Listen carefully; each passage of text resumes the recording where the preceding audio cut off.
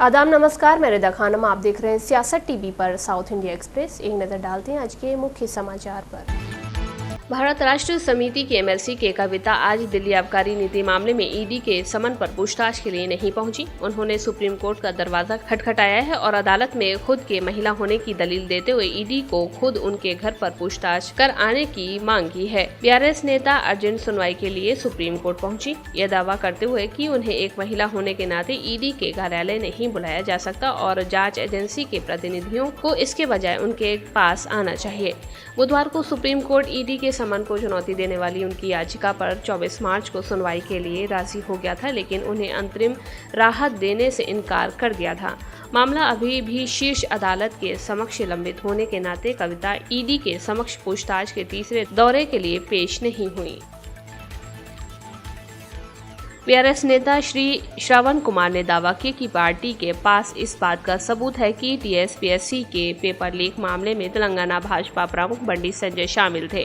तेलंगाना भवन में टीएसएमआईडीसी के अध्यक्ष ई श्रीनिवास के साथ एक संवाददाता सम्मेलन को संबोधित करते हुए श्रवण कुमार ने कहा कि ये बंडी संजय ही था जिसने टीएसपीएससी का पेपर लीक किया था।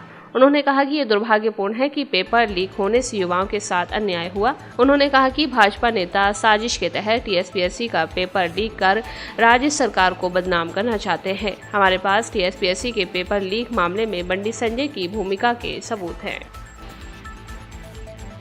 बीआरएस के कार्यकारी अध्यक्ष केटी रामाराव 23 मार्च को हनुमानकोंडा में बीआरएस पार्टी के जिला कार्यालय का उद्घाटन करेंगे। वो उसी दिन विकास कार्यों की नींव भी रखेंगे और पहले से विकसित परियोजना का उद्घाटन भी करेंगे। सरकारी मुक्त सचेतक और पश्चिम विधायक दस्यम विनय भास्कर ने कहा कि इन परियोजना की कुल कीमत 66 करोड़ रुपए है। उन्होंने आगे कहा कि अगर कविता को ईडी ने गिरफ्तार किया तो हम बड़ा विरोध करेंगे। उन्होंने कविता पर अपनी टिप्पणी के लिए भाजपा के राज्य प्रमुख बंडी संजय से माफी की मांग भी की। आज नई दिल्ली में ईडी के समक्ष भारत राष्ट्र समिति की एमएलसी के कविता की दूसरी उपस्थिति से पहले भाजपा के राष्ट्रीय महासचिव बीएल संतोष को वांटेड व्यक्ति के रूप में चित्रित करने वाले पोस्टर हैदराबाद के कई स्थानों पर दिखाई दिए। पोस्टर बीआरएस एमएलसी और संतोष के बीच विपरीत रवैयों को उजागर करते हैं, जिसमें कविता सीबीआई और ईडी के सामने पेश होती है, जबकि संतोष ने 3 बार नोटिस दिए जाने के बावजूद विधायक और अवैध शिकार मामले में विशेष जांच दल के सामने पेश होने से इनकार कर दिया। उन्होंने नोटिफिकेशन पर रोक लगाने के लिए कोर्ट में याचिका भी दायर की थी। पोस्टर भाजपा नेता पर व्यंग्यात्मक प्रहार करते हैं और उन्हें वांटेड कहते हैं। हैदराबाद में बारिश ने हफ्तों की गर्मी से राहत दिलाई। बारिश ने कई क्षेत्रों को प्रभावित किया और अधिकतम तापमान में काफी गिरावट आई है। इससे पहले आईएमडी हैदराबाद ने शहर में बिजली गिरने, ओलावृष्टि और तेज हवाओं की भविष्यवाणी की थी। पूर्वानुमान के अनुसार अगले कुछ दिनों तक शहर का अधिकतम तापमान कम रहेगा। शमशाबाद, राजेंद्र नगर, बालापुर, नादरगुल, सरूर नगर, मलकपेट, एलबी नगर और हयात नगर में आज भारी बारिश होगी। उधर विकाराबाद समेत कई जिलों में आज ओलावृष्टि हुई। आईएमडी हैदराबाद द्वारा किए गए पूर्वानुमान के अनुसार शहर में बारिश कल भी जारी रहेगी।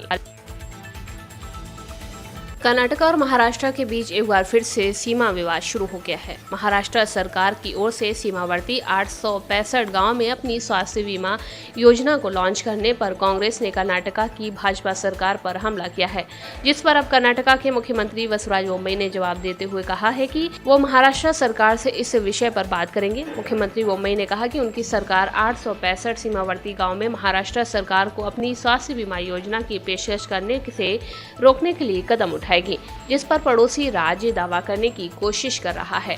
महाराष्ट्र की एकनाथ शिंदे सरकार ने हाल ही में कर्नाटक के सीमावर्ती गांव में महात्मा ज्योतिबा फुले जन आरोग्य योजना को लागू करने के लिए अतिरिक्त 54 करोड़ रुपए की घोषणा की है। इन गांवों पर महाराष्ट्र सरकार अपना दावा करती है।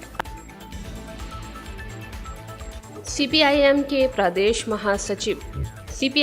प्रदेश सचिव एमवी गोविंदन ने सोना तस्करी मामले में आरोपी स्वप्ना सुरेश को डिप्लोमेटिक चैनल के जरिए लीगल नोटिस दिया है। उनके खिलाफ मानहानिकारक बयान देने के लिए नोटिस भेजा गया था। दरअसल गोविंदन ने स्वप्ना सुरेश को उनके दावों पर एक कानूनी नोटिस जारी किया है, जिसमें उन्होंने कहा था कि गोविंदन ने उन्हें पैसे की पेशकश की थी और उन्हें केरल सोने की तस्करी के मामले को सुलझाने की धमकी दी थी।